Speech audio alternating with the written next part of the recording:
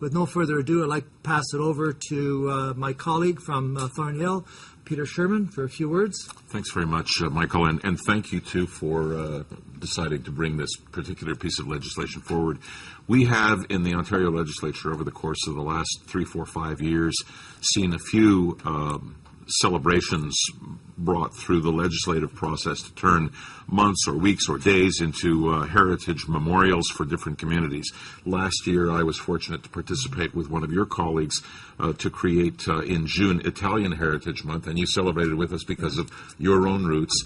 So I'm particularly honored because of my roots being Jewish and my representation being of a riding that is the most significantly Jewish-rich riding in the province of Ontario. So being part of this is great for me.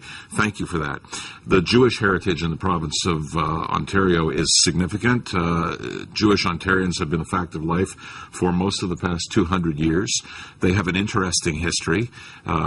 Jewish integration into society was, like so many other elements of our society or sub-communities, a bit difficult in the initial phases. People sometimes ask, why are there so many professionals, doctors, lawyers, engineers amongst Jews, and why do Jews own a lot of businesses? The answer is because they couldn't go to work in the mainstream part of Canada at that time.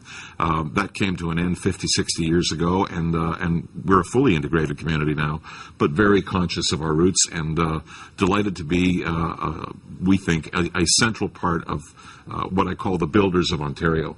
That's what I think this bill helps put into a proper perspective. I mentioned that Thornhill is a particularly rich community. I got a lot of support last year when I presented, and indeed you spoke to, Michael Cole, a motion that declared condemnation for the use of the term Israel Apartheid Week, and that passed unanimously in the legislature at that time. I stand in support with my community of Prime Minister Harper's principled stance on the state of Israel and Canada's ongoing commitment.